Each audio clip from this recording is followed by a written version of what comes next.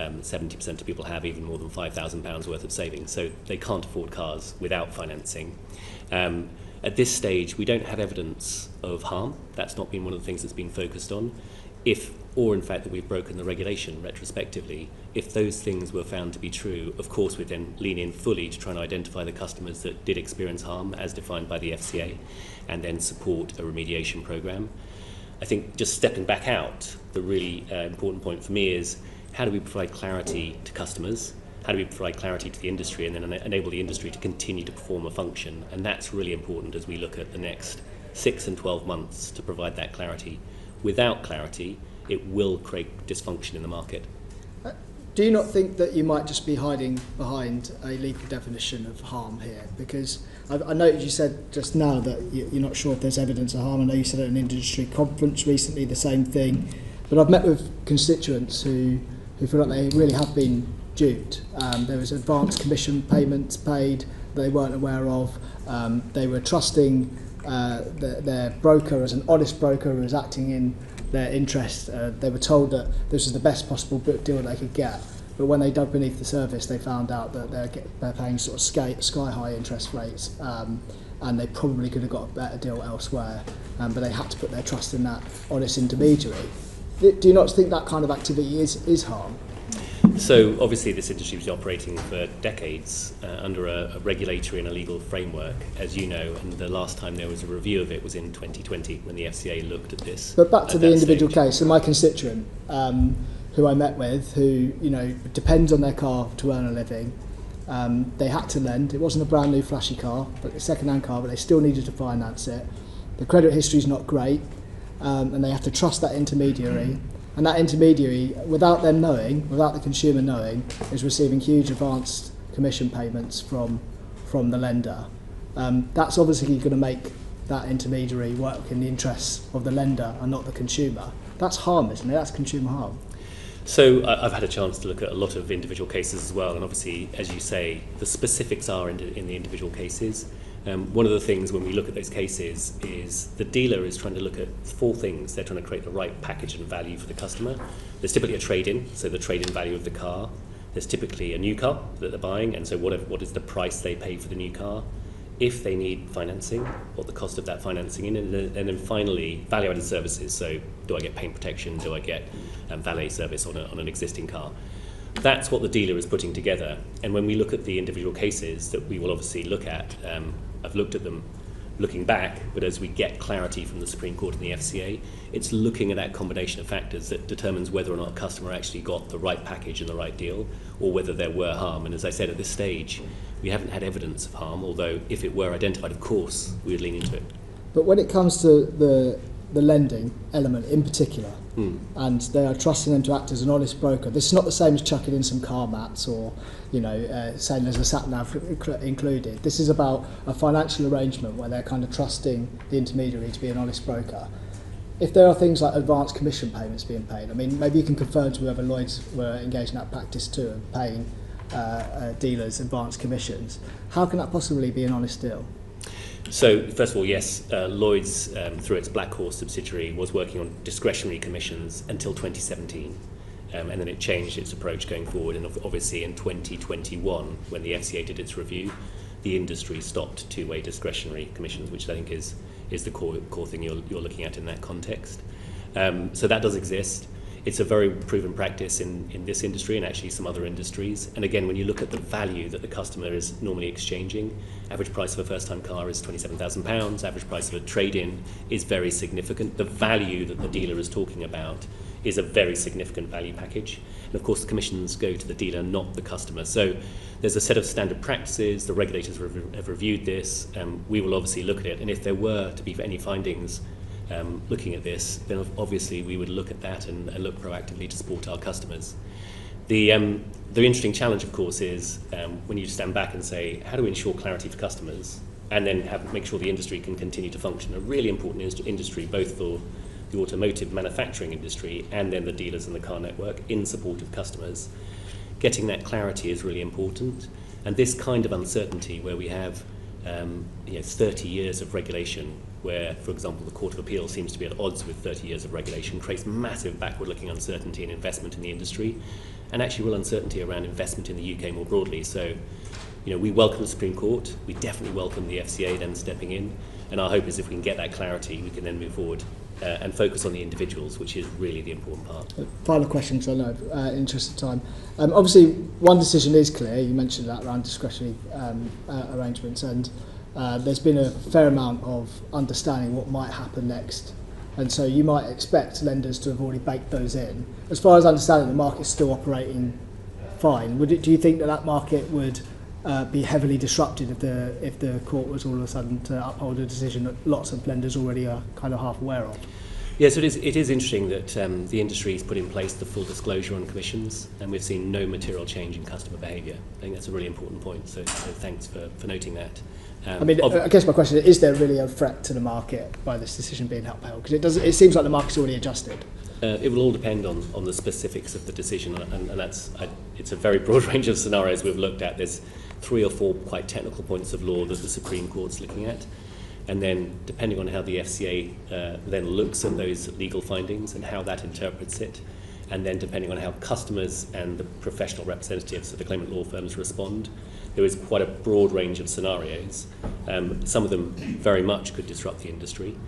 Lloyds Banking Group is in a very strong position, but some of those scenarios are difficult. So this next 6 months or 12 months, depending on how long it takes for the FCA to fully respond, we think are really important for customers to be able to get credible financing, for the industry to operate, for the dealer structure to work, and for the UK to remain investable. Okay, thank you, Joe. You're right. Just brief on that, Mr. Nunn, your accounts last year showed you set aside £450 million in potential provision for the impact of the FCA review and compensation. And I just wanted you to clarify, because I'm sure some of my constituents who are listening, who may have been caught up in this, will be really surprised to hear what you said about harm. At the same time that your bank is setting aside quite a large provision for compensation, you're also telling those customers, former customers of yours, that you don't see any harm. And I think it would be good if you could clarify what you mean by that. Yeah, thank you, Ms. Yang. And it does look like the two things don't fully align at this stage. So the accounting provision we need to take, at which I have a legal obligation to make sure I follow my accounting rules, say that you have to take a best estimate when something becomes more than likely. And that £450 million pound provision incorporates 2 things. One is the operational expenses of responding to claimant law firms, of which we've had a very, very large number of complaints which aren't even our customers. So we know there's significant operational expenses of processing and trying to help customers identify if they even had a policy with us. Very high percentages of that. So processing the operational complaints, supporting the customers, and then if there were remediation linked to harm, paying out remediation. We haven't disclosed actually the split between those 2 things, but we have obviously experience, and the operational expenses are very significant. So we know, just based on the actions that the FCA had announced, that we were going to incur significant costs. So from an accounting perspective, we are legally obliged to do that. That's not linked to the decisions that the FCA and the Supreme Court will take around both were there a breach of the law, and then were there harm, and if there were harm, is there an appropriate remediation that should be made? All of those steps are independent of the accounting provision, and I know that probably isn't helpful for the public, but that's the basis on which we make those decisions. Probably one final thing is, and my CFO has obviously gone through this in some detail, when you look at the underlying of that provision, what we did look at was a range of scenarios and then probability weight them back. So we have said repeatedly, this is our best estimate. It could be 0, and there is a scenario that's 0, and there is a scenario that could be higher than 450. And until we get additional facts, specifically whether or not there was a breach of the regulation, whether or not there were harm, and then what the FCA decides, if those 2 things are true, for a subset of customers, what kind of remediation, we won't be able to clarify the number. And we've also seen a lot of adverts already for people saying, if you bought a car, to give us your details, and we'll pursue a claim. And when the PPP issue arose, there were a lot of you were employing a lot of people, not just you, but other financial institutions, to chase down whether that person had ever had an account with you. Can I just go through in turn what you're doing to resource that? I mean, you've highlighted that some of that money that you've set aside or you've made provision for is for that processing, but a lot of that was dead weight processing that it was quite people were speculatively putting in. And have you each got an idea of what you're going to have to set aside? So, Mr. Nunn, you've really answered that. Mr. Stewart. Yeah, thank you, Chairman. So we're not involved in the motor finance industry. So it's not an issue. So, well, very, very low, very low. We have had some customers writing in, but we've got that well covered. Okay. The only point I would add is that our investors are very interested in the outcome. Yeah, okay. Mr. Myron. So we exited the motor market in 2019. We had a low market share prior to that. We have had customer inquiries as well as inquiries from claims management companies, as Mr. Nunn talked about, and we have sufficient resources to deal with those. The harder ones are to deal with cases which are 10, 20 years old, and that's obviously where a lot of effort goes into trying to find those policies as appropriate. So have you got staff dedicated already to We do. Okay, how many? We have a few hundred staff dedicated to this to try and deal with the processing, but also in preparation of the Supreme Court decision to make sure that we have sufficient resources when further incoming inquiries from customers come in after the Supreme Court. Okay, and Mr. Thwaite? NatWest, we don't have a direct-to-consumer motor finance business, so we haven't put any additional steps in place. So Mr. Thwaite looking relieved at the end, Mr. Stewart, compared with Mr. Nunn. Thank you very much indeed. John Glenn, MP. Thank you, Chair. In this section, I want to look at growth and regulation and try and hope by the end of it get some clarity over what you think can be done. In the Mansion House speech, the Chancellor said that after the 2008 financial crisis, that it had resulted in a system which sought to eliminate risk-taking that had gone too far. Yet Sam Woods, when he came before us, he said that the big planks of post-crisis reform, such as bank capital, bank liquidity, capital, insurance companies, and the types of responses that we have on CEOs of big firms, there's no convincing evidence that has been overdone.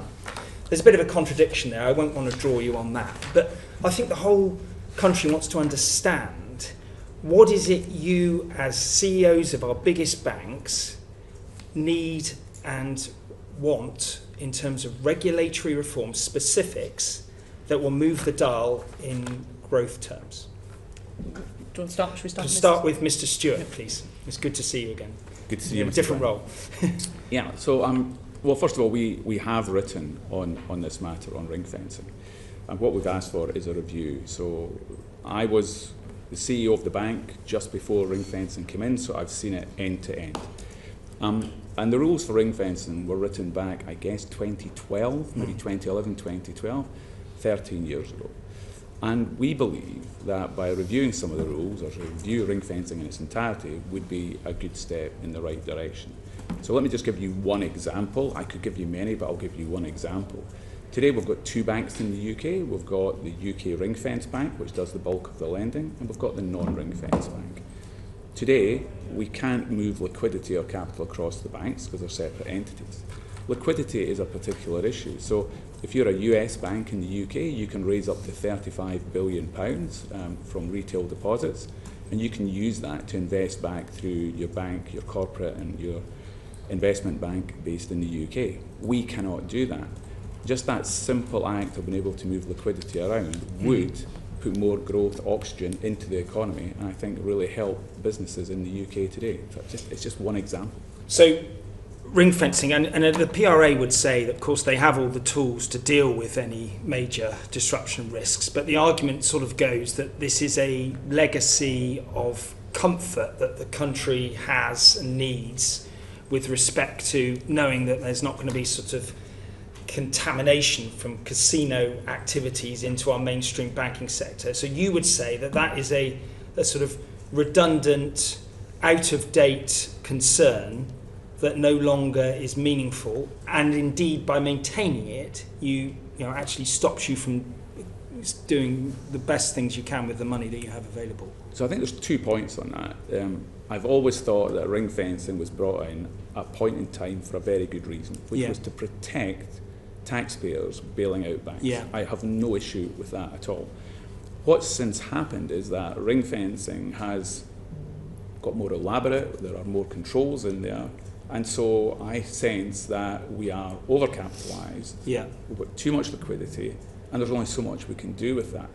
I really think a review now to try and recalibrate that so that you're putting more oxygen into the economy would really be timely. Okay, thank you, Mr. Stewart. Now, Mr. Maru, I think you'll take a different view because Barclays Capital is an entity that you've worked up over time. It's separate, it's distinct from the other three banks here. Do you disagree with Mr. Stewart? Is that right? And why do you disagree? Because isn't it just a convenience of your own company's personal sort of corporate journey over the last 20 years?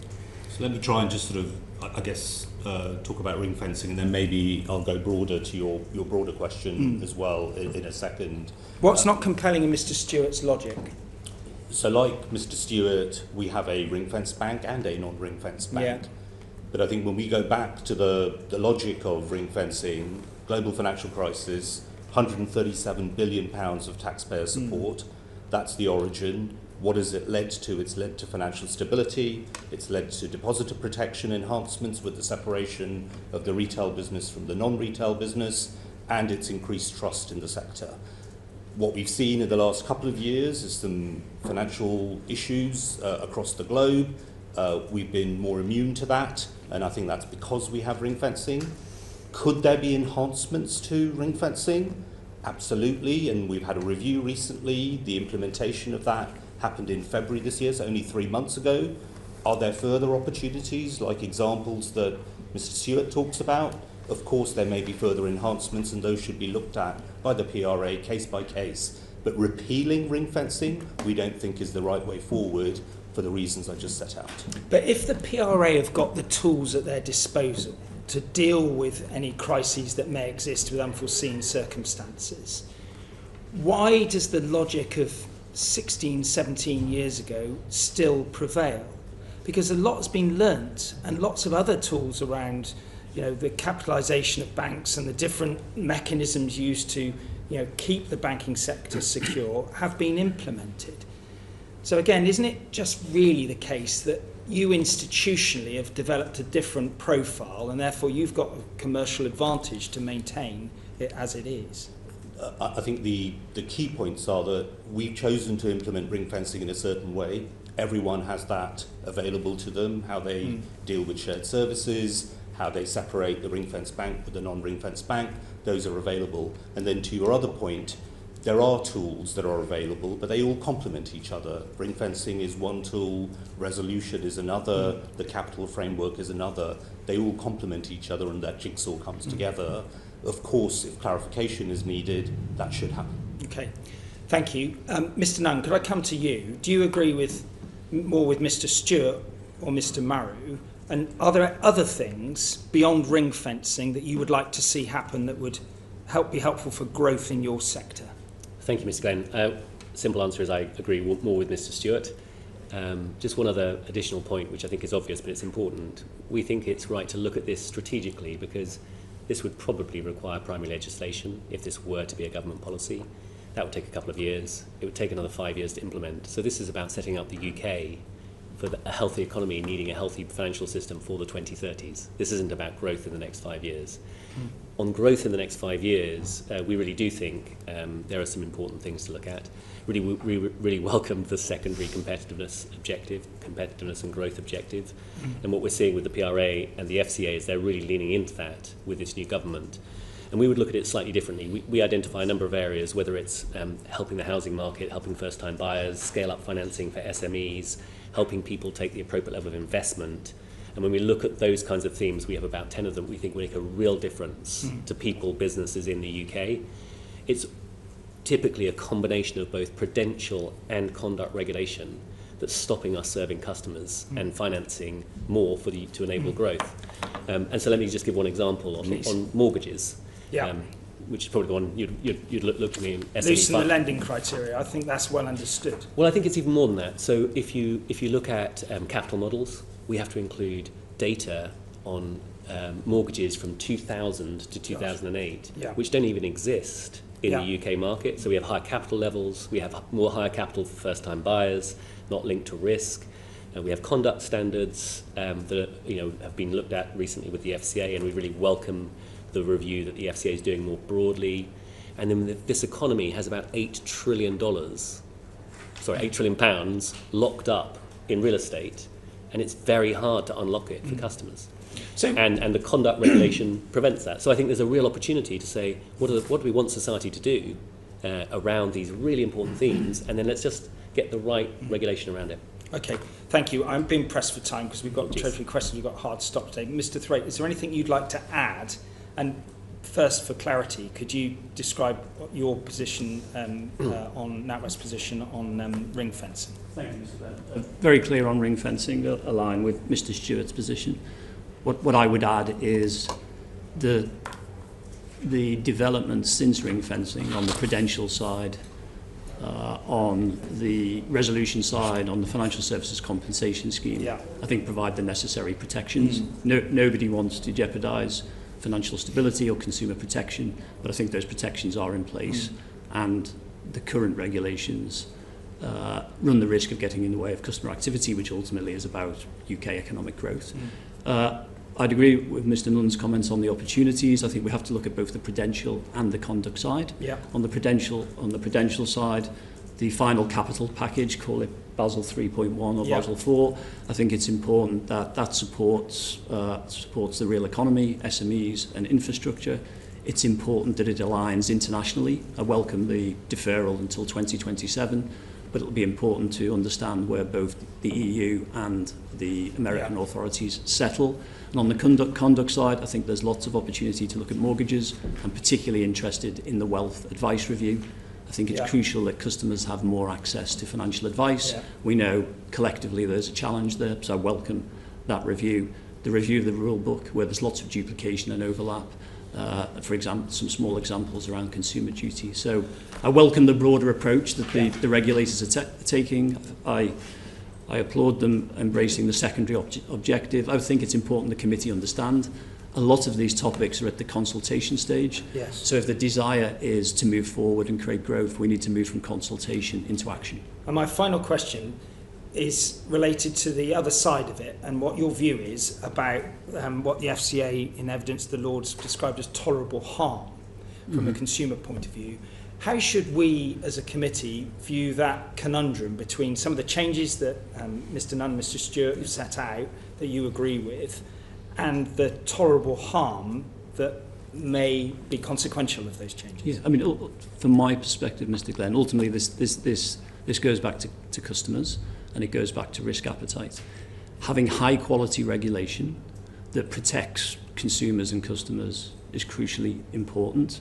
I think there's a difference between zero risk and zero harm and proportionate and smart regulation. And I think the challenge for the industry and for the regulators and for the policymakers is to find that happy balance. But everybody wants to ensure that our regulatory regime protects customers and that banks are obliged to provide simple, clear products and services.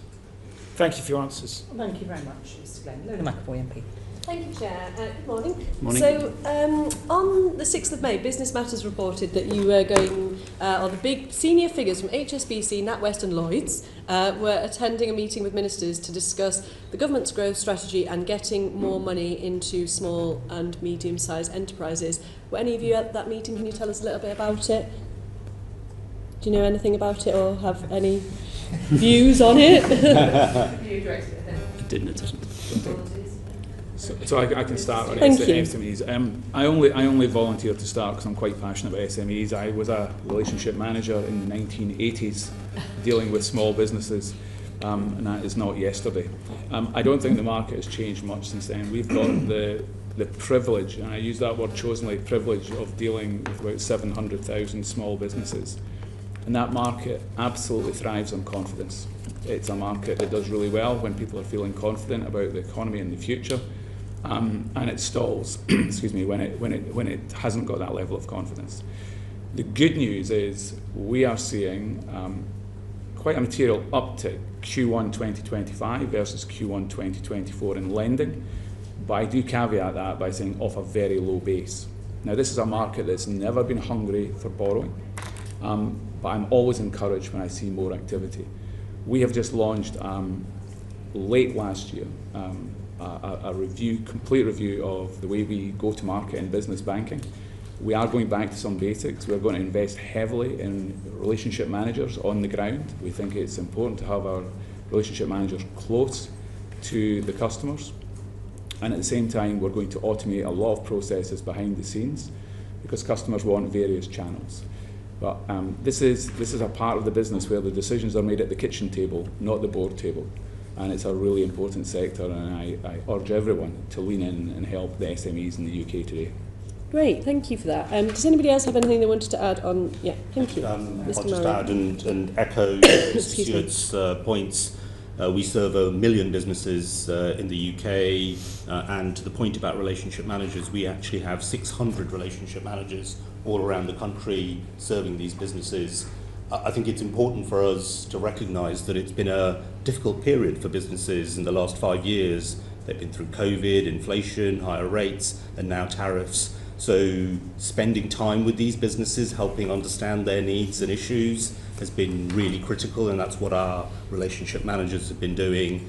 The confidence levels have clearly ebbed and flowed through that period, and we continue to see some challenges with business confidence, but actually when you look at the hard data, to the point that Mr. Stewart made, we're starting to see really good growth in lending, which means that some businesses are starting to take decisions about the future opportunities and growth as well. And I hope that over the coming months, as more certainty comes into the system, that more and more of them will continue to do that. So do we.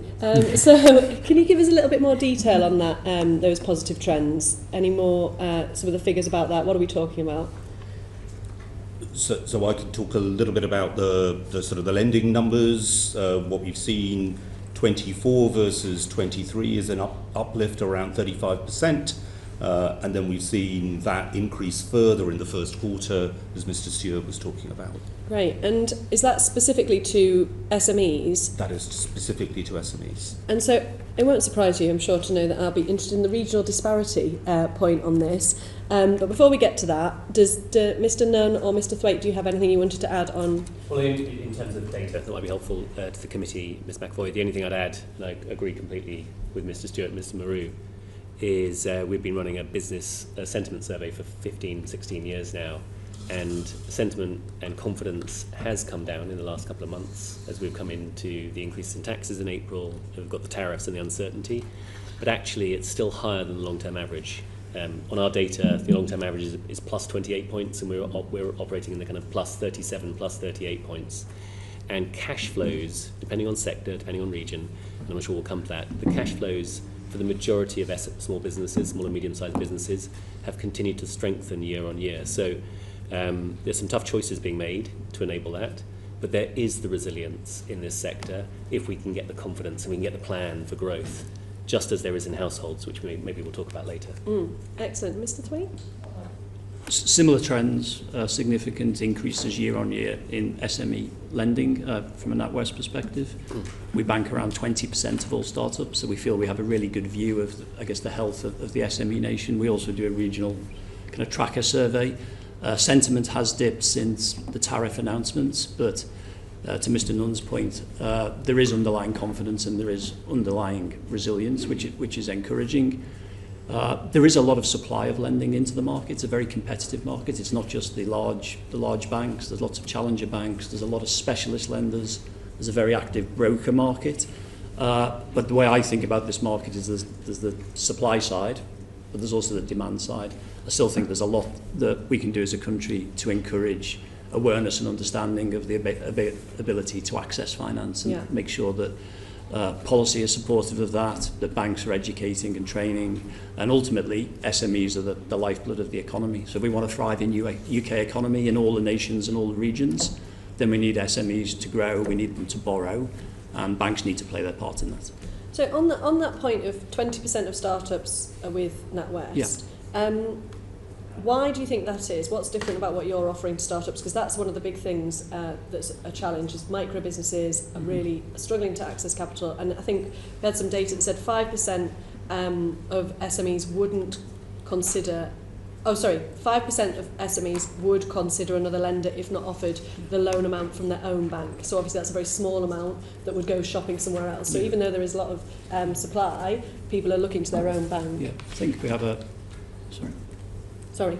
Yeah, so we have so to your question around, I guess, the NatWest position. NatWest has a very strong heritage in business. It's traditionally been the biggest bank for business. I recognise this isn't a competition in terms of how many relationship managers you have, but we have 1,000 relationships. So we. But the point I make is that those relationship managers really are in all the towns, all the countries, all the nations and regions of the UK. And for SMEs, it's very important to have local relationships, people who understand the local geography, people who understand the sectors in which they operate. And they get a lot of reassurance and comfort from that. There are regional differences in terms of growth patterns. I'm sure you have some of the data in front of you. I've been encouraged that we're seeing growth in a variety of areas across the UK. Northern Ireland recently has been strong. Areas outside of the London and South East, which is, although is strong, other areas are growing. Some areas are growing at a faster rate. So there's a broad-based growth that we see across the country. What SMEs want, when I speak to customers, they want confidence in terms of their bank being by their side. They want access to simple services, whether that's a relationship manager, whether that's digital services. A lot of SMEs are entirely digital in terms of the way they do their banking. So what we're trying to provide is just a broad range of services. Ultimately, business owners want to run their business. What they don't want to do is spend a lot of time on their banking. So making it as simple and as easy as possible is really the proposition that we deliver. Thank you. So when we talk, just very quickly, because that was a note to say, keep it keep it going. On the 20% startups, how does that, is that because you've got such a large proportion of business loans, businesses on your books, or is it because you've done a focused strategy on getting? Yeah, we've been very focused on supporting the SME community. We have 12 accelerator hubs across the country, which provide free support to people who are starting their new businesses. It's an area where they can set up their business. They can have mentors, they can meet like-minded people who are setting up businesses. My view is we have a responsibility to support initial startups, and hopefully they'll grow into the businesses of the future. Great, thank you, Mrs. Wright. And Mr. Nunn? So very similar themes. I won't go down the competitive route. Sure. But I do feel a bit disadvantaged. I haven't done my sales pitch at this stage. But look, we have a very, very similar view. The one other thing I'd just say that we do that we think is important is provide equity finance as well. Now, many SMEs don't want equity finance, but we have one of the biggest, it's called Lloyds Development Capital, that is embedded right across the whole of the UK.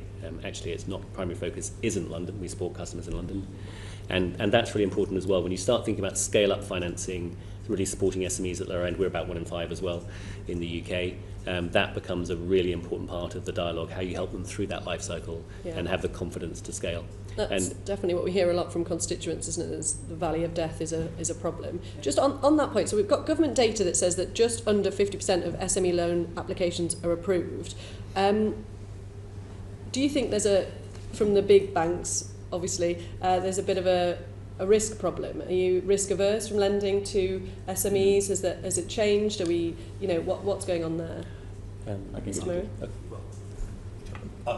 start. So the numbers for us are 8 out of 10 loans are approved. And I've talked about the outcomes as well in terms of the growth in lending that we've seen.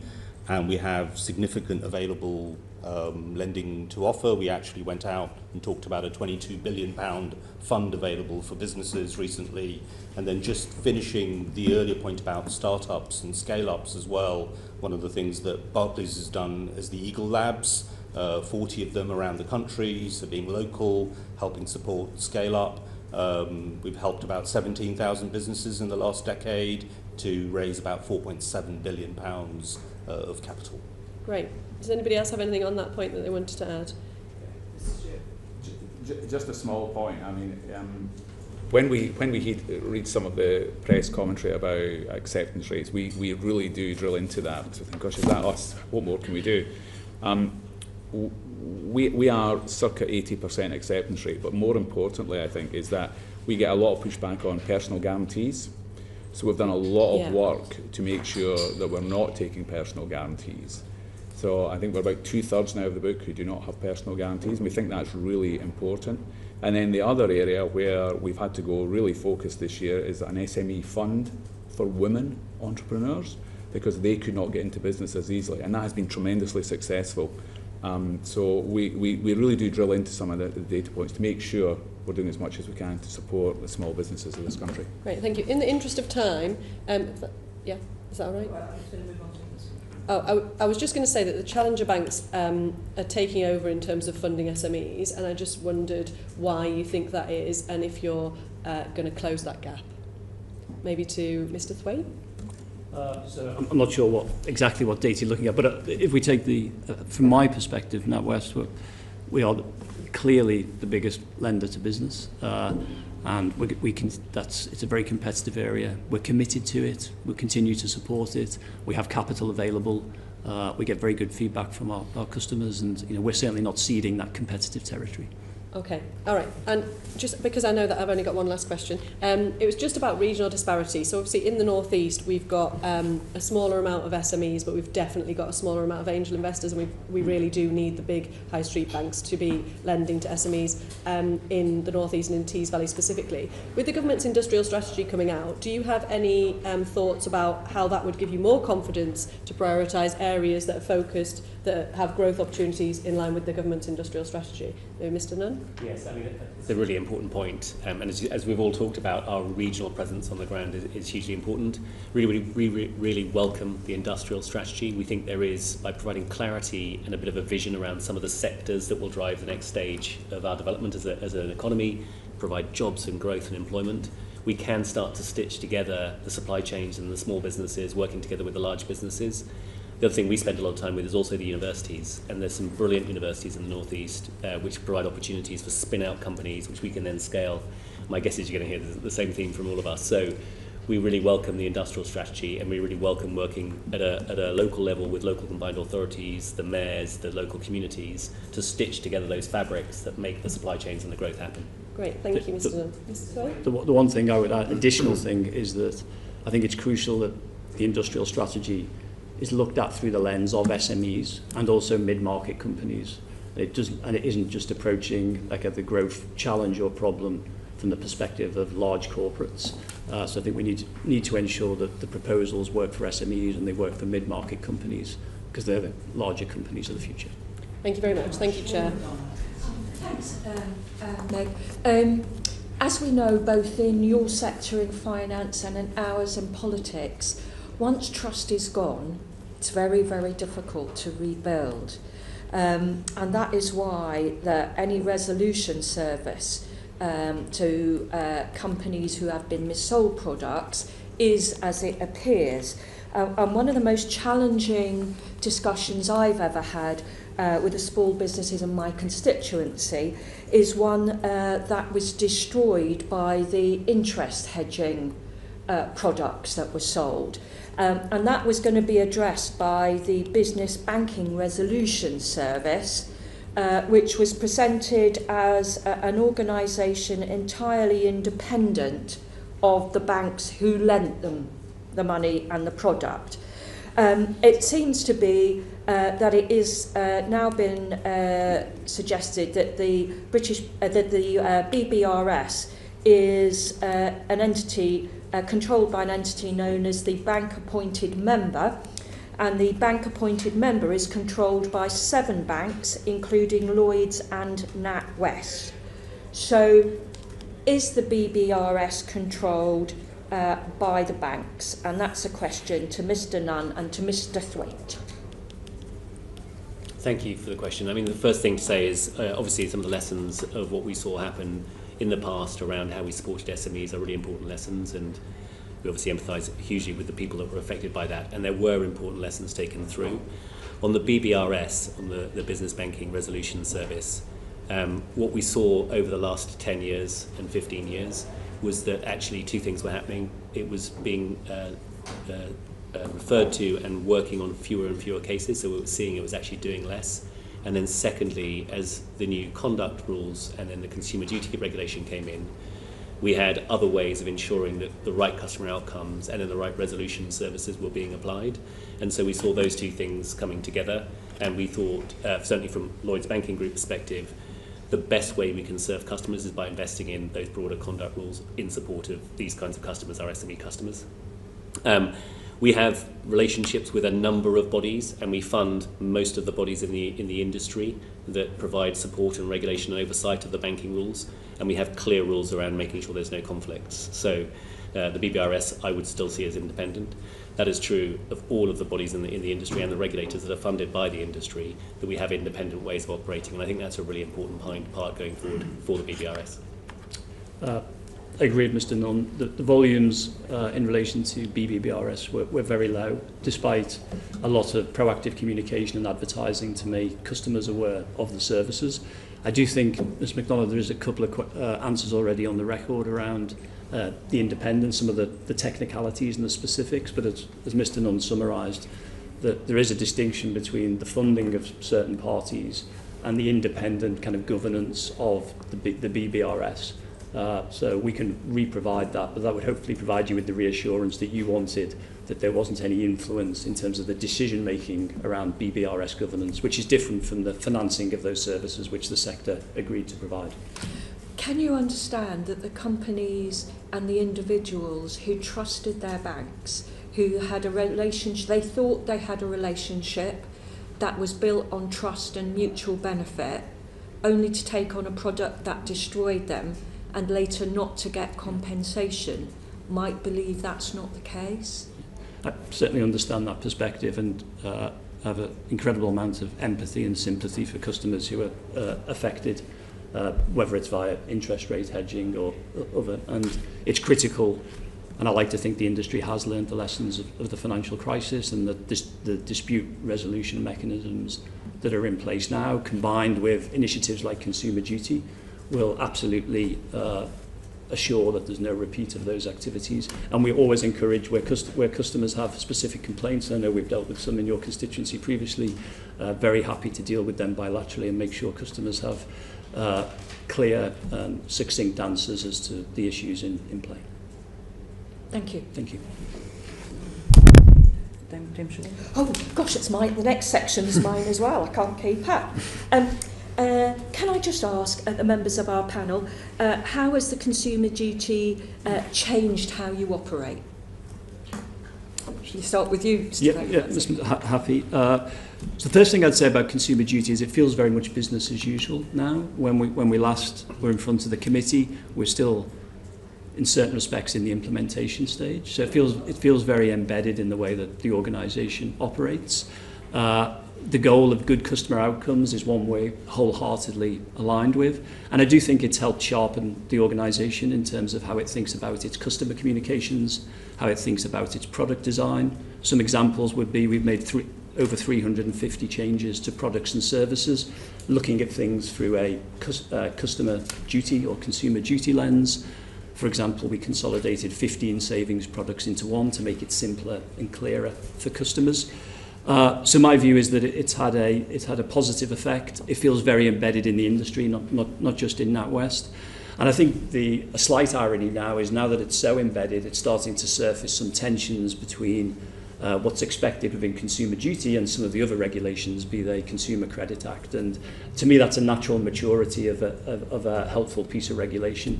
And we're working them through with the FCA. An example would be overdrafts, where complying with Consumer Duty might sit slightly differently to, for example, some FOS rulings. But generally, I think Consumer Duty has had positive outcomes for customers.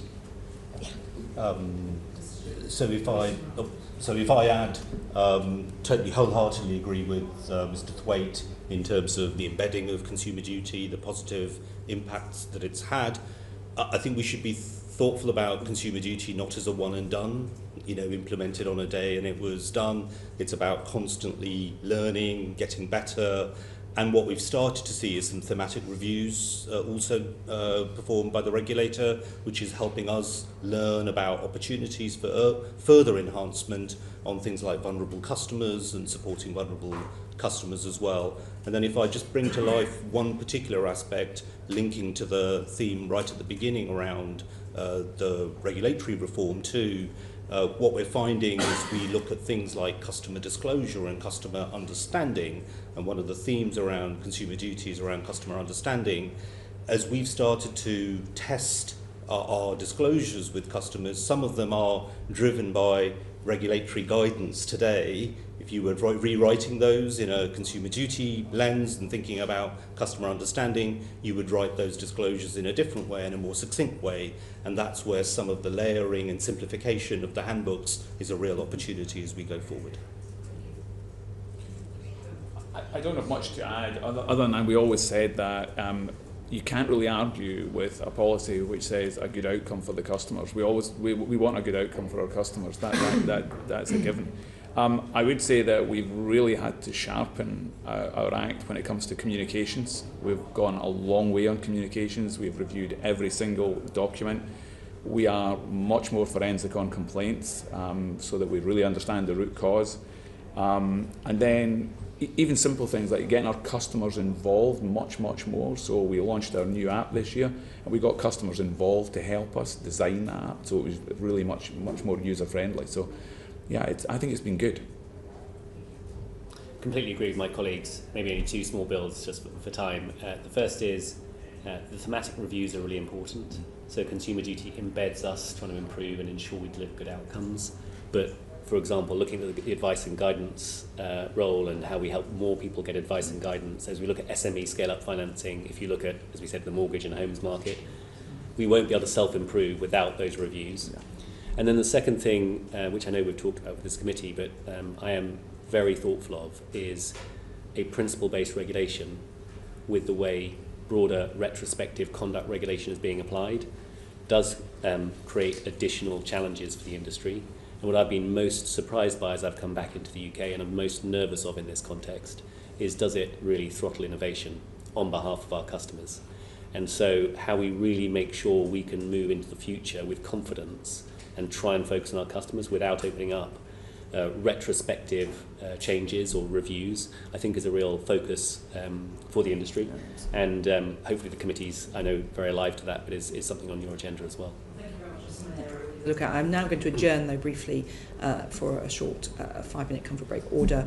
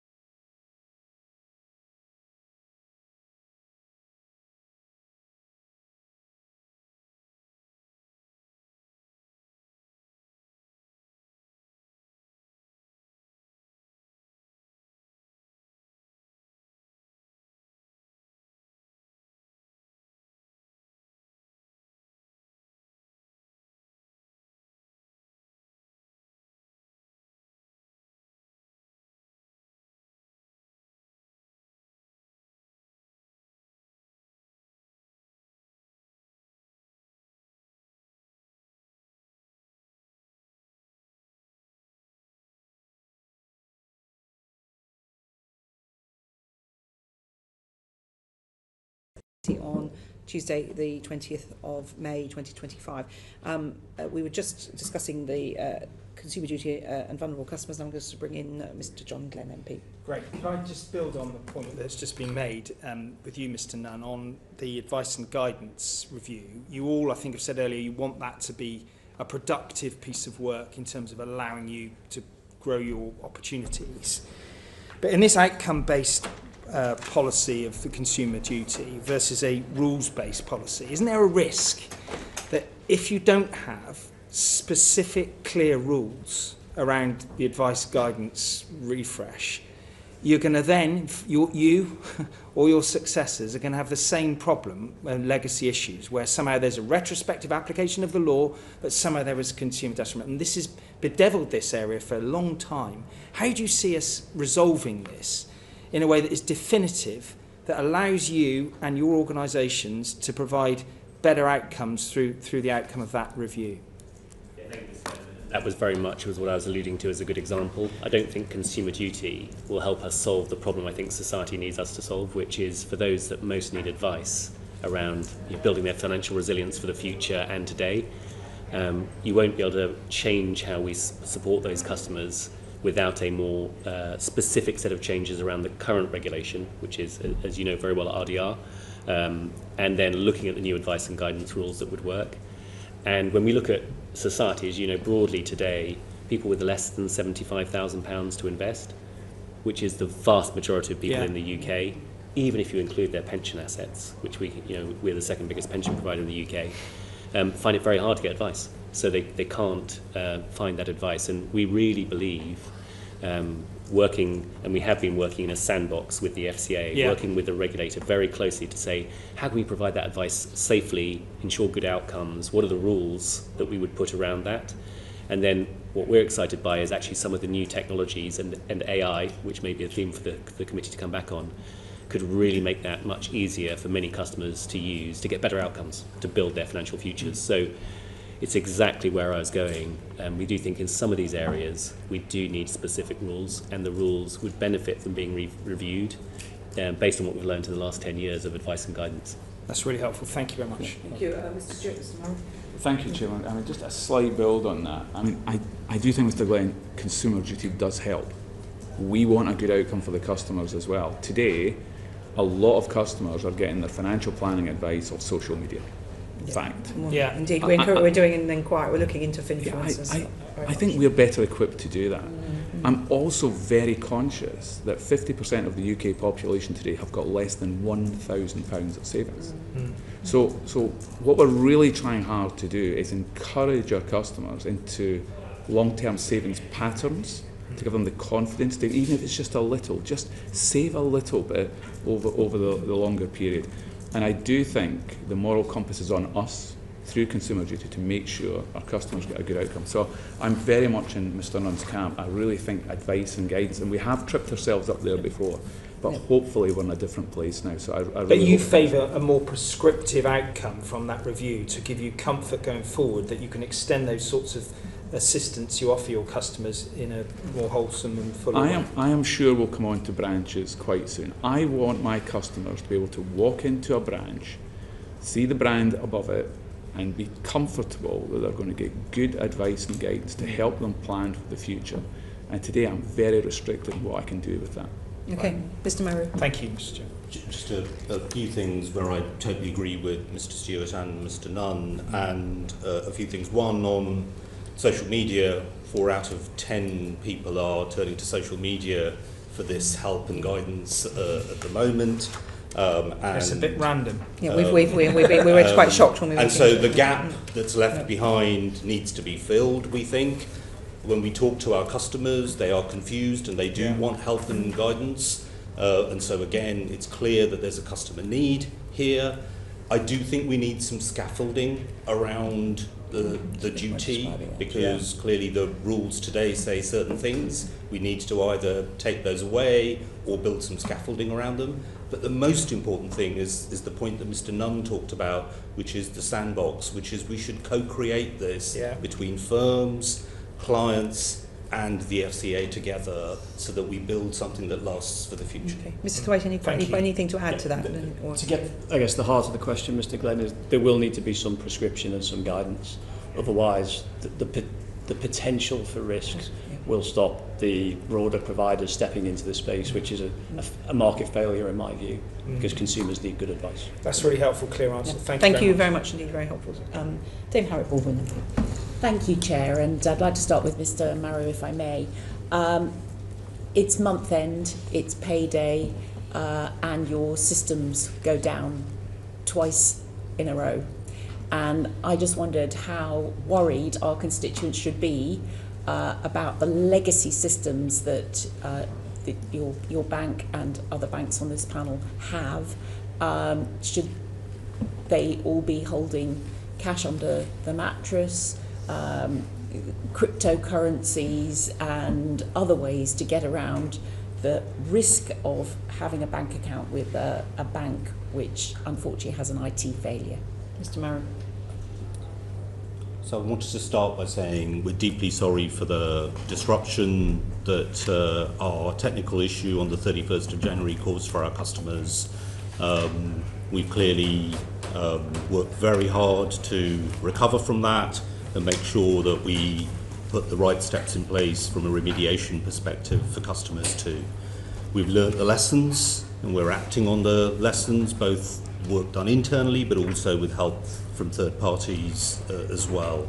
So, I think that's the first thing to say.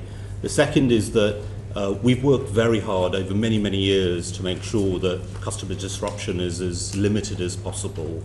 And we've invested many, many tens of millions of pounds to make sure that our systems are in the right place to do so. And what we've been seeing is incident levels have been dropping. So 24 versus 23 are down 63%. And we continue to work hard to reduce the level of disruption that's there ever for our customers and make sure we put that right. From your point around, and then I think it's just worth clarifying, the issue we had on the 31st of January was not a cyber or a malicious act. And then we've looked very carefully at whether there are any linkages of these issues to anything to do with payday on the last day of the month, or to do with underinvestment in any technology and capability, and we don't find any correlation between those things. But we'll continue to work hard to make sure that the uptime for our customers remains high. And that is what we've been delivering. For example, in April, we had 100% uptime for our customers, and so there were no disruptions as a result of the issues we've seen on the 31st of January. But we've learned our lessons. Again a month later, didn't it? I mean, what did go wrong? We had a short disruption a month and a half later. It was in the middle of the month.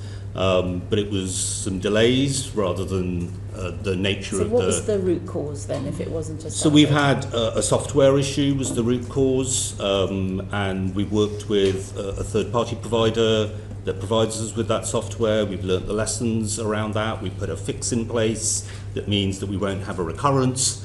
And then looking forward, there's a further enhancement that we're making, which is in the middle of implementation right now. Mr. Stewart, you must sometimes lie awake at night and think there, but for the grace of God, potentially my firm could go. So what worries you most about your IT vulnerabilities? So first of all, welcome the question. I mean, this is our biggest expense in business today. We are investing hundreds of millions of pounds in systems because the system makeup in a bank today, you've got some legacy systems and you've got some very modern systems. And it does keep me awake, but from a slightly different reason, because I think cyber security is now very much at the top of our agenda, and it does worry me because we can be attacked, and we are being attacked all the time. So the defence mechanisms that you put in are absolutely critical. What I would add to give some comfort to the committee is that I think the amount of money banks, all of us, will be spending on our systems is enormous today, and it has to be. It has to be, because our customers rely on digital technology all the time. And just to bring that to life with some data, I mean, across our group, we are processing 1,000 payments a second across the group. It is just enormous. And at the same time, every week, we're making 8,000 IT changes. Now, whilst all that's going on, you're working. It's got to work 24/7, 365 days a year for your customers. And we operate at 99.985 uptime. So there's just no excuse. We can't have downtime. Now, what I must add is that nobody will guarantee you 100% uptime. So the skill is how quickly can you recover. So every time something happens across banks, we do not celebrate. We go straight to read across. Could that have happened to us? Are we okay there? What can we do differently? That's always what we do, and we will continue to do that because our customers need us there 24/7. But is it the old legacy systems that worry you the most, or the much newer software and threats like the quantum apocalypse and so on? So the old systems are incredibly reliable. I mean, we are diluting the use of the older systems all the time, but as a ledger, they work very well. But all the time you're bolting modern technology on. And it's not a case of, is one more acceptable than the other? Something can happen that maybe even takes you out for an hour. But if your customers are online for that hour, it's really painful. So it's always about the speed of recovery. And we have made really good progress on that over the last 2 or 3 years, because we had quite a bad outage in 2023. So everything's about that speed of recovery and getting it as low as you can. I'm going to move on to where we are today in terms of IT with artificial intelligence, and I think, Mr. Thwaites, you've highlighted publicly the potential for artificial intelligence to help your workforce be more efficient. Does that mean that you think it will reduce the size of your workforce over time? So as I've said, we've said as an organisation a number of things around AI and the potential that it operates. I do think it will be a set of tools that have the potential to improve the productivity of the economy, improve the experience of our colleagues, but also improve the experience of our customers. As you'd expect for a regulated, highly regulated institution, we're taking, I'd say, proportionate steps. We're very mindful of concerns around data and privacy and ensuring that any data that is used in models is used appropriately. Probably worth the context setting for the committee. Banks and the financial services sector have got a long history in using models and data. So in many respects, and certainly if I look at NatWest and Royal Bank of Scotland previously, we've been using kind of what I'd call standard AI in our financial crime, credit, fraud models for quite a long period of time. We're now using generative AI. We're doing that to make our colleagues more efficient. So an example would be... So specifically on the colleagues, are you expecting headcount reductions over time? The way we think about it, and the way I've talked about it publicly, is we're putting the tools into the hands of our colleagues. We think that makes them more effective and more efficient. We've seen that through our software engineers, who can be more productive in production of code. We've seen that in our relationship managers, which we talked about earlier, that can summarise contacts with customers. So we don't see a direct link between deploying technology and removal of jobs. What I would say is the profile of the workforce is changing a lot. We're now recruiting people who are specialists in AI, data scientists, digital experts. That's obviously a different profile of staff from which the bank was recruiting 15, 16 years ago. So really it's an addition to staff rather than a replacement. Thank you. And then, Mr. Nunn, in terms of artificial intelligence, you just mentioned it in the context of the advice guidance boundary, and it sounds as though you're exploring the use of AI as a way of helping you give that extra advice to customers. Is that correct? Yes, I agree a lot with my colleagues, obviously. Again, we've had over 800 AI models live for over a decade in lots of areas all the way across the bank, protecting customers from fraud and economic crime we talked about, better credit models, safe lending, monitoring of our own people. So it's a very, very broad-based technology that we use.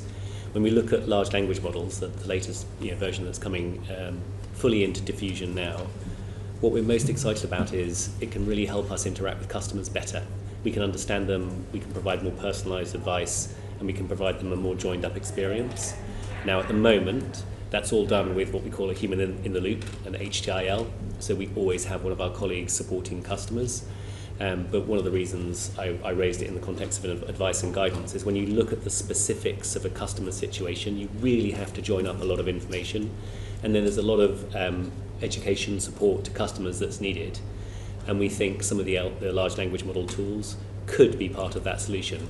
Enables people in their own time, at their own time of day, to talk to a large language model and really help get themselves in the right place so they can make the right decisions. Now we need to test it, as my colleague said, in the context of the sandboxes, and the technology is moving really quickly. So already, when we look at large language models, agentic AI, keep me honest where the committee would like to go on this, we typically implement multi-leveled agents where they are monitoring each other and ensuring very good outcomes. So it's going to evolve quickly, and we're excited about how we can help customers further. Very quick yes/no, that Lloyds of London now offers insurance to cover malfunctioning artificial intelligence tools. Have any of you taken it out? Just a quick yes from anyone who has. No, nobody has. And just on this issue, the risk of using AI and things going wrong is a risk, as that question highlights. Are you confident that the senior managers regime and the personal responsibility that they have in this will protect you from AI risks? Mr. Nunn? Look, it starts with me under the senior SMR. All of the risks start with me, and on this one, all of my risks get delegated down through my teams. Hopefully what was just clear is when we look at AI, it's a tool, so it's normally is in the context of economic crime risk or operational resilience, so outages and uptime or conduct outcomes. And we absolutely have clarity of accountability down through my leadership team, but it starts and stops with me. Okay. Mr. Stewart, anything different? Or Chairman, I would just add that every time a new piece of exciting software comes into the market, the bad actors have got it as quickly as we've got it. That's where the worry beads are. It's in fraud, financial crime generally, money laundering. We have got to stay right on top of that. I'm same as Mr. Nunn. I'm the SMF1. The accountability stops with me, so we have to make sure we get it right. Okay. Mr. Murray? The buck stops with me. The CRO and the COO support me. So SMF4 and SMF24 are the key roles that will support me with this. But then, as Mr. Thwaite and Mr. Nunn said, models have been around for a long time, so we have a lot of frameworks in place to making sure that our enhancements to that take place given the different natures of risks that are emerging from generative AI. Anything else, Mr. Thwaite? Yeah, the senior manager regime is clear. The leader of the business is responsible for all of the risks, whether they're new risks such as AI or historic risks like credit risk. Okay, well, thank you. Rachel Blake MP. Thank you, Chair. We've had a discussion today about savings, and I wanted to draw your attention to the debate that's been going on in the sector about ISAs. And yesterday, the Chancellor said, I'm not going to reduce the limit of what people can put into an ISA, but I do want people to get better returns on their savings, whether that's in a pension or in their day-to-day savings. Mr. Stewart, why do you think she said that? Well, thank you for the question. I think she's right to say that. I mean, I want our savers to get better outcomes as well. And for the avoidance of doubt, I'm a big fan of cash ISAs. And I also want to give our customers the choice of that product. It's a safe product, it's very, very low risk. A lot of our customers have got a low risk appetite. That's fine. But we are probably, again, I use that word chosenly, leaving value on the table. So again, there are products that we have got and we can offer that give longer term results or better results over the longer term for savers. With the right guidance and advice to enter into those products. They are there. But I really like the idea of having cash ISA. I think it's a very important product in the marketplace today. But at the same time, you're probably leaving over the long term a little bit of value on the table. So you're a big fan of cash ISAs, but you are concerned about leaving value on the table, as may the Chancellor be too. So why do you think that the discussion around changing the levels has now landed with the Chancellor saying this, if there's a recognition and there's a wider concern about value being left on the table? Yeah, I think it depends on what your particular appetite is for risk at that point in time. The consumer. The consumer, absolutely. So if you're a slightly more mature consumer, I have got a very low risk appetite. So, I save on that basis. If you're in your 30s, you've got more time, you might want more risk appetite. So I think the consumer needs the choice, and everyone has got a different outlook on savings and returns. I think choice is very important. Mr. Maru, I think you want to come. Yes. So I'll just say three things and sort of amplify a point that Mr. Stewart made earlier. Firstly, in all this debate around ISAs, I think it's important for us to remember rainy day savings. 1 in 5 people in the UK, as the FCA just said recently, have no savings. So anything that can do more around rainy day savings, we've got a rainy day saver, helping people build a savings habit is sort of the first priority. Then, and we've publicly stated that there are around £430 billion, we think, in cash, both in ISAs and non-ISAs, where customers should think about whether they want to invest that money for the long term to enhance their returns, as long as they're willing to invest for the long term. And then we looked at what are the barriers for them taking control of their money and make the decisions that they want to. And the first one of those was the topic we discussed earlier around help, guidance, confusion, anything that can help them with simplicity of decision making. And then the second thing that we find from the research we've done with our customers is many of them think of investing as gambling. And so that culture of investing is something that we're going to have to build more campaigns around so that people start to understand the benefits of it as well as the risks of it, because at the moment a lot of people think that this is gambling. So this is an opportunity to take actually a more holistic view around the savings habit, as well as making sure that people have options in front of them for long-term investing. Mr. Thwaite, do you think that the concluding on the advice guidance boundary review will be enough to change behaviour, or do you think there are other things, reflecting on what Mr. Maru said, around culture and, I would argue, trust in order to change behaviour? I think there's topics to address around financial education, around trust and confidence in the advice system. I do think when we talk about ISA specifically, we should have a broader discussion, which Mr. Maru alluded to, around savings and investment. I think ISAs have been an incredibly successful part of the savings and investment landscape, but they are one part of a much broader landscape. So I think the Wealth Advice Review, incorporating views on ISAs, I personally share the view that there should be a component for cash, because it should be around customer choice, customer risk appetite. So I think it's a broad topic. Simply changing certain limits or levels isn't going to change consumer psychology. I think it needs to be combined with a whole set of initiatives around the pros and cons, the risks, the benefits, the rewards for investment. And I think the reality is, if you look at the UK consumer, there is risk aversion. So, and if you compare it to some international markets, that's very stark. US is the easy one to quote, but there's a much broader range of markets as well, where a greater proportion of savings and investments go into different types of investments. So, we're not going to solve a problem by fixing a limit in a short period of time. But I do think as a country and a society, we need a wholehearted approach to widening how we think about savings and investments and the benefits that they can provide in later life for people who are fortunate enough to be able to put money away. Okay. Mr. Nunn, do you think it's just that it's an appealing consumer product, or is it a benefit to the banks to have cash ISAs with these limits in place? Thank you, Ms. Lane. No, I agree with most of my colleagues here. Whether it's an incentive to the bank, let me answer that question first. It very much depends on the products. Actually, many times, taking money out of savings or deposits and putting it into an investment is an equal return to the banks.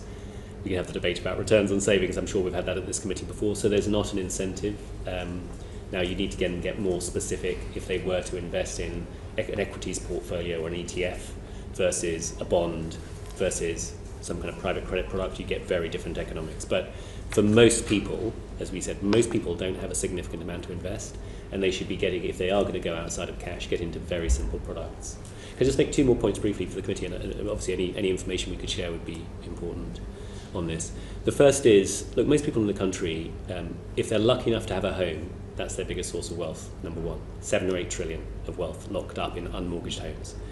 The second is their pension, defined benefits or defined contribution. There's about 3 trillion locked up in homes. The third is typically, as Mr. Maru said, cash, but it's typically lower down the list. And their final one, Very few people really have a significant investment portfolio, standalone, and if they do, they're in the top 5% by wealth. If we want to help the majority of the UK have better saving habits and take the right risk, you need to be talking to them about their homes, their pensions, their cash, and any investments. And pensions, we're the biggest default fund in the UK. Pensions have been a really important point of intervention in the UK in the last few decades, where we've moved towards contributions through employers and then a default fund which takes risk. And the opportunity to really help provide support to employers and employees to educate people and understand how they're taking risk and how that's helping them in the future, we think is really important. And it is, Mr. Thwaite talked about the US.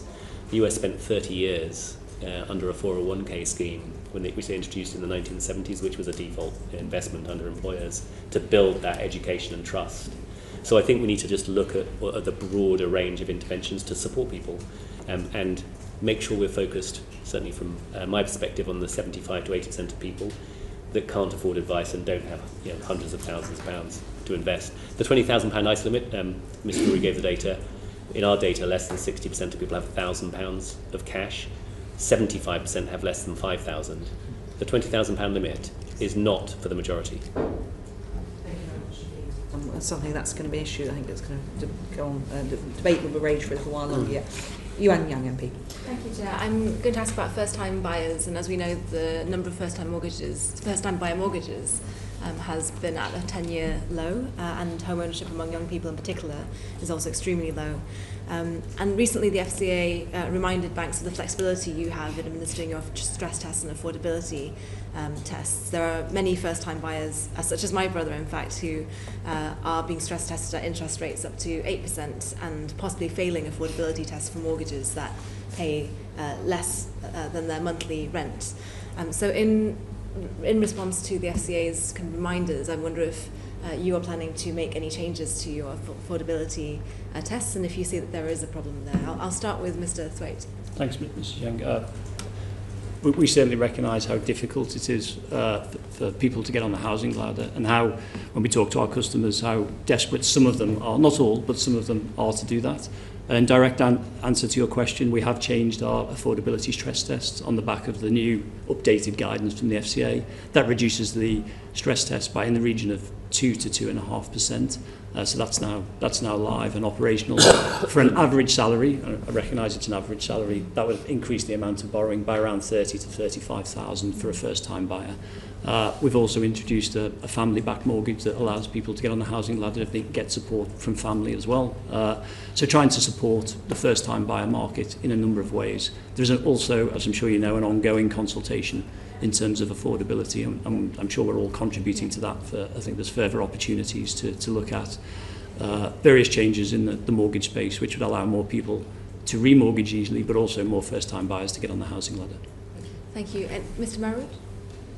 So I'd say three things, I think. Firstly, totally recognise the point about how difficult it is for first-time buyers. Our own data shows that the average age of our first-time buyers is now 34. 2 or 3 years ago it was 31. So we're starting to see that continue. And the key challenge there is the deposit. Of course, stressed affordability, and I'll come back to that in a second, but finding the deposit is probably the key challenge that people find, which is why we've done a lot around trying to help support first-time buyers with a number of products, including 100% loan-to-value mortgages with the help of others, income boosters, as well as taking action on stressed affordability, similar to Mr. Thwaite. That should mean that the typical borrower is able to borrow another £30,000. But it's the combination of how do we help support from a deposit perspective, how do we support from a stressed affordability perspective, and then over time to relook at the LTI, the loan-to-income limit, which is 4.5 times at 15%. As interest rates drop, it'll probably be helpful for us to start looking at whether that limit is right or not in the future as well. So a lot of steps that we're taking. It is tough for first-time buyers, but we are starting to see an increase in the number of first-time buyers. So certainly because of the stamp duty deadline, we saw significant increases in first-time buyers during the first quarter of this year. And what we need to do is to continue to see that momentum as we move forward. And when we last discussed this issue with the FCA, they were concerned about the potential of over-leveraging first-time buyers and repossessions that might result from that. So I was wondering if anyone on the panel has a view about the balance that should be taken in this ongoing mortgage consultation. If anyone wants to. Mr. Stewart. So look, I'm happy to join in. So not in the spirit of competition, but we're the biggest first-time buyer provider. We supported 65,000 customers last year and 20,000 in the first quarter. So just to support Mr. Maru, because of the stamp duty, we actually saw a very strong first-time buyer market. But I fully recognise getting on the housing ladder is difficult and very challenging in that context. We've also adjusted, as Mr. Thwaite said, our affordability criteria. We're not concerned that that's going to create the risk that the CEO of the FCA talked about, because they're still very sensible criteria, and we still see arrears at low and falling levels, low relative to history and falling levels. So I don't think we're at that place. I think the other thought here, and my colleagues talked about it, owning a home, again, isn't available to much of the UK. The average income is £75,000. That's either individual or joint income for owning a house. So we've made owning a home, for lots of reasons, unaffordable for many. So when we look at getting onto the housing ladder, we would really recommend, and this is one of the things we've started to talk to the FCA as they're thinking more broadly about the mortgage market, shared ownership, which we try and lead on. Can we create shared ownership structures where people can get onto the housing ladder and own a part of the property they're living in if they want to ultimately build their wealth? At the bank of mum and dad, as we just said, the average deposit now is £60,000. Our ability to help parents free up cash, especially if they want to use their own property, is very constrained by conduct rules. But the reality is that's a huge part of how families want to support each other. And so there's a real opportunity, I think, for us to think about home ownership in a more joined up way. And affordability, I think it was just a sensible thing to do. And I'm not concerned at the moment around where we're at, certainly for Lloyds Banking Group. But there really is a broader opportunity, I think, that we can work as an industry and with the FCA to go up. Thank you. Mr. Stewart. Yeah, I thank you very much. I think it's a really important question, Zhang. So first and foremost, as a banker, there is little that gives you greater pleasure than helping young people get on the property ladder. I came from a background where my parents never owned their house, and I always thought we should be doing as much as we can to get people onto the housing ladder. I really welcome the changes by the FCA, not least because we lobbied them quite hard for change, principally because of the colleagues' information. It's a low-risk sector, and we should be trying to help as many people as we can get onto the housing ladder if that's what they want to do. Again, just to repeat, many young people do not have the luxury of bank of mum and dad, and so raising that deposit is a real challenge. You're paying rent and saving for a deposit in a very difficult environment with low salaries. We take that very seriously, and I think the changes are most welcome. We'll manage to bring another 20,000 people into the housing market because of the changes. I think we're consulting further, which is good. I still think there's a little bit of elasticity in this market, but again, we really want to be leaning in and helping people to fulfil their dreams. Yeah, thank you. Let me just add one point, which is a different part of the debate. Yeah. Another way to help this situation is obviously around the supply side of housing and affordable housing. And I know it's not necessarily the focus of this committee, but I think it's important to think about that as well, how we can free up planning, how banks can support the building of affordable housing, and that will also create a greater number of people who can access housing. So there is another part of the discussion rather than just how do we make sure the existing housing stock can be purchased by the population. I think my colleague, Mr. Dean, is well, that was actually going to be my question, Mr. Thwaite, so perhaps I could ask it to you. Is there a concern that by delivering all of these demand-side measures while supply is still constrained, I know there's commitments to increase it, but there always are, that we could actually just simply be driving up prices over the medium run, and that makes it harder for the next generation of first-time buyers to get on the ladder? What do you think? Do you think banks should act with caution about increasing the number of demand-side measures while supply isn't proven to be increased? Hence, Mr. Dean, my reason for mentioning it, I think it's important that we address the supply side as well. And I think there are policies that could be implemented to So I appreciate that we should do So that I guess as any- well. so But yeah, I'm saying, do you think banks about- should act with caution whilst the So I think the supplies changes change? at the moment are relatively modest. So I wouldn't, I wouldn't see direct causality in terms of a significant change to house prices. But if you take a step back, any market, if you increase demand and supply doesn't change, then ultimately that does lead to house price appreciation. But I'd just say the changes at the moment are relatively modest. What I'd call for is an integrated, thoughtful, holistic approach to home ownership, house building, to allow more people to either rent or own, depending on their personal choice. But I guess it's not necessarily against the bank's interest, is it? Because I mean, if banks are still able to sell mortgages and they're going at higher rates, then you could still be getting a good sort of profit from the mortgage market. You're not worried about the market clogging up. As Mr. Stewart alluded to, as a bank, we want to support as many of our customers as possible to buy homes should they want to do that. So the larger the mortgage market, the more that we will step into that. But ultimately, we're following what our customers want to do. Yeah. Okay. Fine. Thank you. I'll come back to you just to be on the financial. I was going straight to that. Fine, brilliant. Changing tack slightly, we want to talk about the Financial Ombudsman Services reforms. You'll know them, the changes to fees, the return of two-stage complaints, and generally making it harder for claims to come via claims management companies.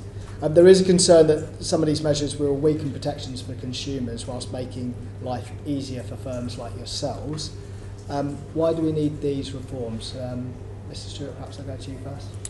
Yeah, so thanks for the question, Mr. Dean. And again, I think the FOS is due for a review. When the FOS first came into being, it was to look at customer complaints that couldn't be resolved by the banks up to a maximum of £100,000. I think the FOS has now turned into a quasi-regulator. Its remit has got very wide. And my biggest challenge with the FOS is I don't really have a right of appeal. There is an appeal process, but I've got to go through a judicial process, which is very expensive. And even then, it's then got to go back to the FOS for a second opinion. So I think the time is right for that review. And I say that based on some of the cases that I look at, some of the larger cases come across my desk, principally around fraud and investments. So I see a lot of crypto fraud. I see a lot of romance scams. And some of these numbers are hundreds of thousands of pounds. And we are told we've got to refund some of these customers. And I feel terribly sorry for the customers who have been put in a very difficult position.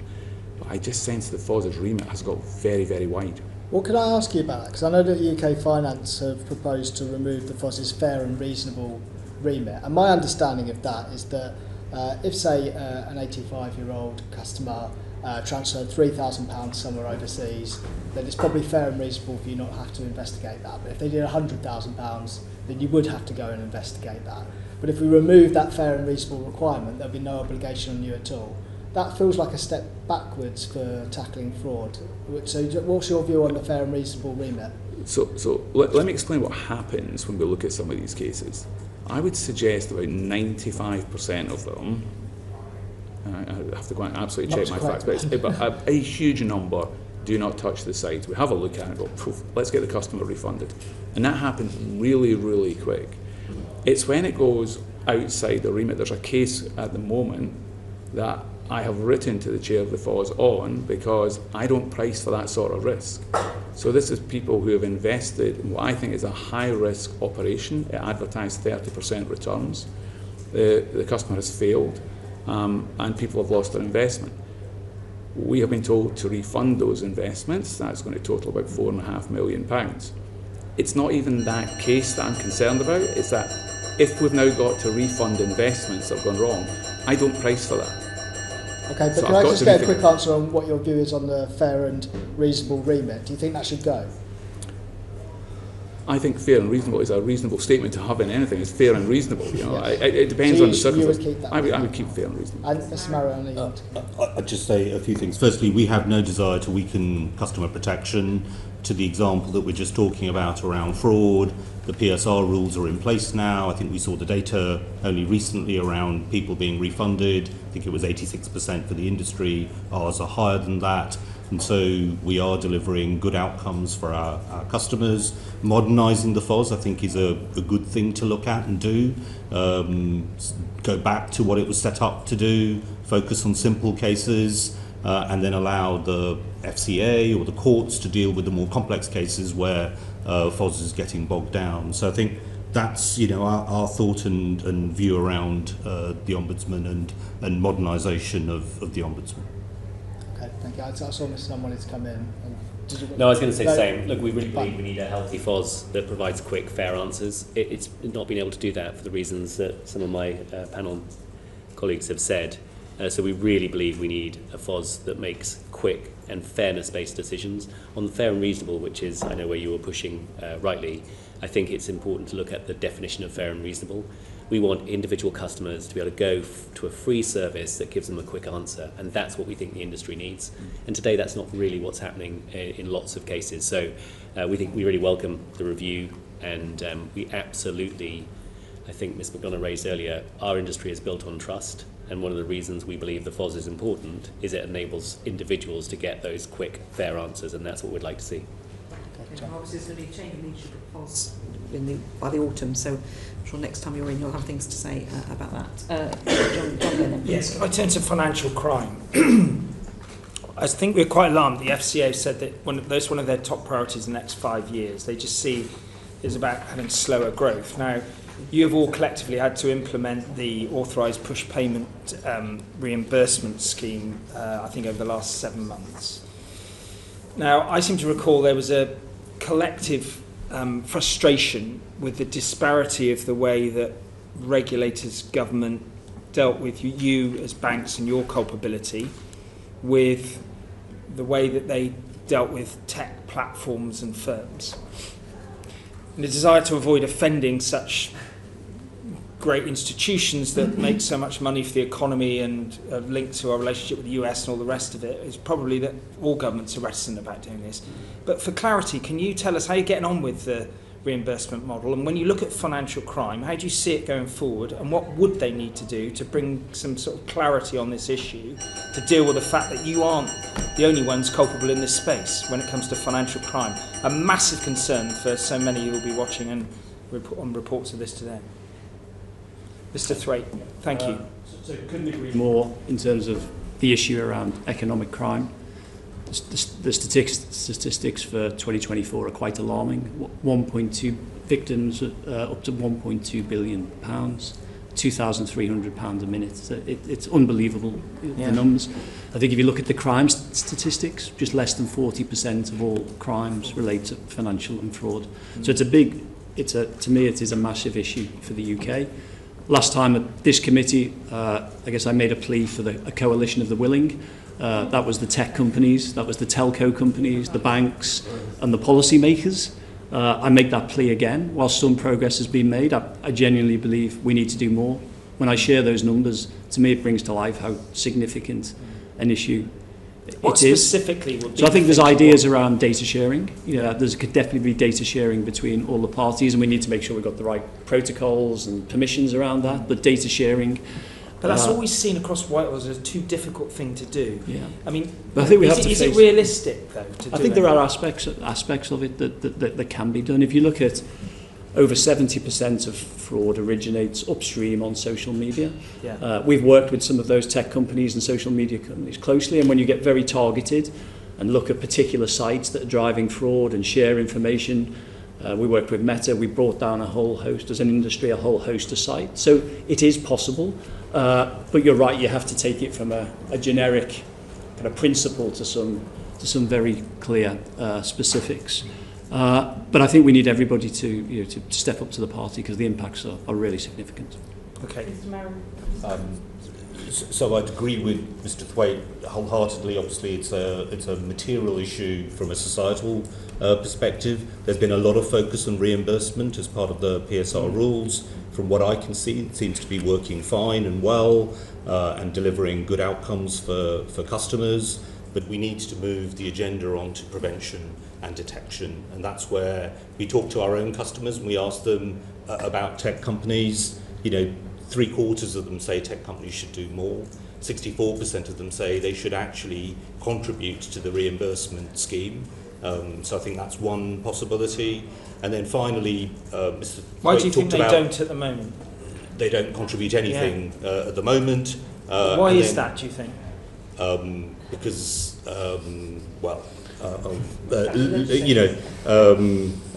leave that to your imagination, I think. Right, and then I think the data sharing is important, the other opportunity, because if we look at investment scams, 52% of them are turning up on social media sites.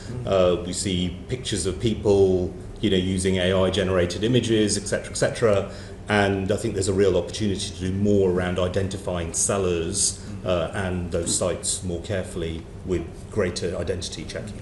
Thank you, Mr. Mayor. Look, I think the point's been well made, and I know the committee knows the stats, but it is really disturbing because, as we've talked about, the individual cases are harrowing. We said last year when we were with the committee, if we focus on what we pay back to customers and not on prevention, fraud will continue to grow. It has been grown. Attacks are growing. 76% of them are being enabled through tech companies, 16% through telcos, and the controls and our desire to work with them aren't working. And these are customers in that context, on social media, on different marketplaces. As you know, 60% of the total is with a single company, Meta, where customers are convinced to do something. They come to us with their credentials, with their passwords, and ask us, after sometimes many conversations, to move their money, and they think they're doing the right thing. If we can't intervene upstream, or if those players aren't incentivized to intervene upstream, this problem is going to get worse for the UK. And as we said last time, the UK has become the home of fraud. And that's something I know we all wear very, very uncomfortably, not because of what we need to do, but because our customers are going through that attack. And it's increasing year on year. It's up to 43% of all individual crime, based on my stats, is now financial fraud, if it were logged. Thank you, Mr. Nunn. Mr. Stewart. Yeah, anything additional? Just a couple of points on that, Mr. Bennett. First of all, if you speak to customers who have been the subject of fraud, you will find very, very disturbed people because it's so invasive. Yeah. And that should be a concern to all of, and it is a concern to all of us. But we aren't the root cause, but we have a part to play. The glimmer of light I would give on this is that technology is helping. There's no question. We've invested over £200 million in fraud technology in the last 5+ years, and you can see it really starting to attack some of the known problems, so we can intervene and stop. And it's only recently we've had the power to not make a payment. So if you listen to some of the taped calls, you can hear customers going, the payment's got to go, it must go. We can step in and go, we're not making the payment. Things like that really help. Thank you. Thank you very much. Dr. Jeanson. Thank you very much, Chair. Mr. Stewart, I'll direct my question to you. I think it refers to the whole panel. You're all doing really, really well. Your profits have increased by a huge amount, I think on average of 25 billion between 2018 to 2021 to 45 billion in 2024. Collectively, I think you're set to make a 14% increase in profits this year. To Mr. Stewart, what's going so well for all of you? Well, one of the reasons that we've managed to make better profits in recent years is a really rigorous control of costs. We had a very high cost base and we got to work on that, so that's point one. The second point, we've expanded in the markets where we have done really well, or where we think we've got a right to win. We've done very well on trade, we've done very well on payments, and as the economy rises, we rise with it. We're in over 50 markets, and we're very powerful in some of those markets. So good customer service, good products, fairly priced, and really labour on the basics has really served us well. I think it's something like a 70-odd% increase in your profits in 2018 and 2023. Is that solely due to cost control and customer service? Well, I think at the same time you were coming through a very bad patch. So if you look at what happened through the pandemic and then out of the pandemic, so we had very low profits in the pandemic, 2020, very low, and then built back up from there. So I think that the global economy recovered, and we are a recipient of that economy. Well, I mean, between 18 and 23, right, so the pandemic has taken out of that particular comparison. But the net interest margin increased a little bit, but not a huge amount across the sector. So why are you getting some increased profits of there it doesn't seem to be the main source of your profits. Would that be correct? Is that your understanding? Well, can I just pull the conversation back a bit? Because we have to make good profits. We must try and get a return on capital employed. We carry massive amounts of capital. So, you know, we are in many markets deploying that capital to help our customers, and that generates the profits. Oh, sure, that wasn't the question I asked though, but I'm okay with you guys making profits. I think it's perfectly reasonable. It's just the huge increase that we've seen, which is more that I was getting to. So the slight increase in net interest margin that you're seeing leads to a little bit of your profits, but probably doesn't explain the, what was it, £20 billion increase on average between the big four, between 18 and today. So I think scale plays a part, and the way we've gone to market really plays a part. We've also been aggressive in our growth strategy, lending more money, bringing on new customers. So that's all. And your numbers are over quite a long period. And I would suggest before that, if you look back, we could not get a 10% return on capital employed. So I would say our profits previously were too low for our shareholders, for the amount of capital we had in the business. I think it's regulating a little bit now. We need to be at 13, 14%, otherwise we won't get investors coming in. Any other witnesses? If I could maybe just do one more question and come into the other witnesses. You all hold collectively a lot of assets in the form of Bank of England reserves. In 2021, obviously, you received a huge amount of these assets during COVID, and there's been a huge expansion of it overall. There's an interest paying around £20 billion to your four banks. I think the interest payments you receive increased by 135% since 2022 and 2023. Do you think the windfall profits or other windfall payments you receive from the Bank of England has somehow fed into the huge increase in profits that you've seen? Maybe start with Mr. Nunn. It's interesting though, the bankers get their pens out when you start mentioning numbers. Well, no, it's just really important for us to make sure we listen. So first of all, obviously the Bank of England and what we're required to hold with them, and then any interest we get. The interest amount is a political and the Bank of England decision, so I'm not going to comment on whether that's right or not. But in terms of those actual numbers, they're included in the net interest margin that you talked about. So that would be incorporated. We have a very bluntly complex way of calculating net interest margin against all of the deposits and where we put them in multiple forms, sometimes through the third-party markets, sometimes at the Bank of England. That's a very small percentage, by the way, for us. But also then what we lend out, and it's the net across all of the assets, all the duration that gives you the NIM. So that's actually included as part of this. And obviously how we support the Bank of England, often when they look at their liquidity schemes and they look at how they ask us to participate, we obviously often participate with them around those schemes at different moments in time. Through COVID, there were a set of number of programs which were very important for liquidity and quantitative easing that they asked us to participate in. So some of the question really asked about some of the payments you're receiving from the Bank of England, there's a huge increase in profits seen over this time. So I'm struggling slightly to understand where the source is. No, I'm sure cost control is great, but across all four companies, well, maybe it's quite a lot. Come back to our version of this. Mr. Thwaite. Oh, sorry. So I think it is important around the context. It was a long period of time since the financial crisis where banks couldn't earn their cost of capital. That's bad for a number of reasons. It's bad for shareholders. It's very difficult to attract new shareholders. It also means it's harder than it should be to support customers. So I think what you have seen is a more regularisation of profitability. I wouldn't agree it's just around costs. I think if you look at the P&Ls of banks, you can see that revenues have increased. That's because of more lending, whether that's more mortgages, more business lending. I know that's certainly the case for NatWest. Costs have been managed well as well. Capital has been managed well. We've also had relatively low costs of impairment. I think Mr. Nunn alluded to that in the context of mortgages. So I would look at profitability through all the lenses of the P&L, and it's all contributed to an improving operating profit position, which I share your opinion. That's a good thing. That allows us to invest in services for customers. It allows us to support customers with capital. It also allows us to return money to shareholders. And a strong economy needs strong banks and vice versa.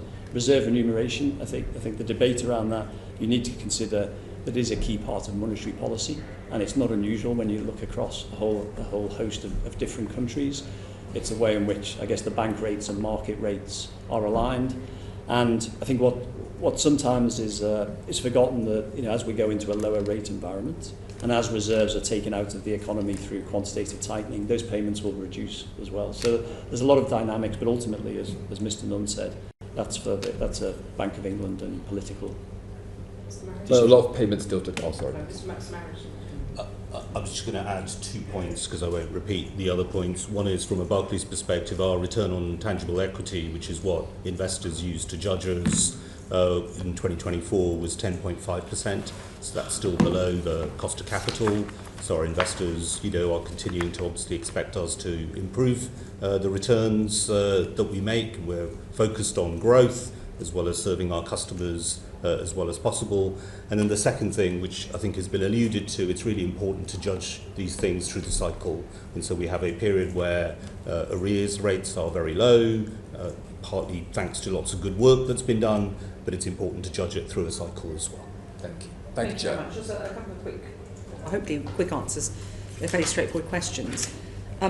We talked earlier on savings. We could talk about that a lot more, but the lifetime ISA, we talked about home ownership mortgages too. NatWest provides a lifetime ISA. The other three of you do not. So perhaps you could just explain briefly, Mr. Marrow, Mr. Stewart, and Mr. Nunn, why you have not chosen to go into the lifetime ISA market, Mr. Marrow.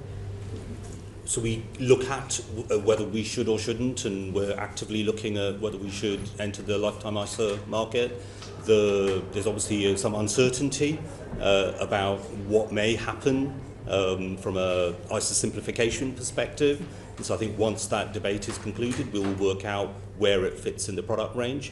There is obviously But you haven't gone into it before now. I mean, so it's been around for a while. We had the Help to Buy ISA prior to this as well, which obviously was helping first-time buyers. That's gone now, and so that's why we are. So you lent into the Help to Buy ISA rather than the lifetime ISA. Indeed, and then I think from a customer confusion perspective, there are a number of choices: innovative ISA, the lifetime ISA, the cash ISA, the stocks and shares ISA.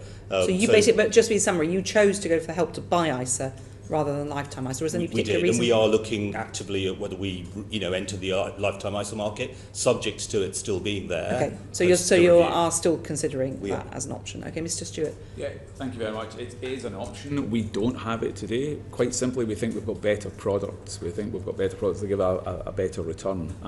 It's always there in our thinking, but and just right now, we think we've got other options that suit the customer better. And is there any? I mean, you're obviously leaning into other options rather than lifetime. So, is there a particular aspects of the lifetime ISA that you don't like? Yes, there is one actually, and that is that should you break the ISA, the break clauses can be quite heavy, so that we always get nervous about that because I think, how do you explain that to the customer? So we've just taken a back seat on that one at the moment. It's always there, it's always on the radar, but at the moment we think we've got other more suitable products.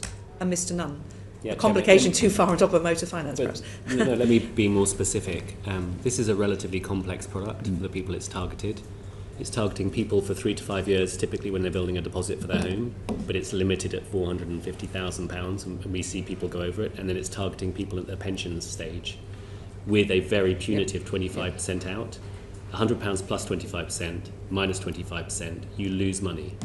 So we are very concerned about it from a complexity and then a conduct outcome, number one. Number two, if you want to save for retirement, there's other options which are better, so you can put into your, for example, workplace pension. So it's very from you, it's a definite decision. Well, at the moment it is. We think those two needs are really important, helping people with their first-time buyers, building future retirement. Future retirement pre your income tax, if you pay income tax, is better than the 25% bonus. How do you help people safely make that choice? We have very, very high obligations on us, as you know, and you rightly challenge us. So we just are nervous about the design of the product as it stands, and we think there's better alternatives. Well, clearly but we'd love to revisit it. Lots of discussion going on in the government, obviously, about ISAs, as Mr. Blake touched on. And then finally, you've all had your interest rates on your instant access accounts have reduced since the bank last cut the bank rate. Have your mortgage rates decreased similarly? We'll start, Mr. Nunn, and go along the way. Yes, so split mortgages into two buckets. There's those on variable or trackers. They happen almost immediately.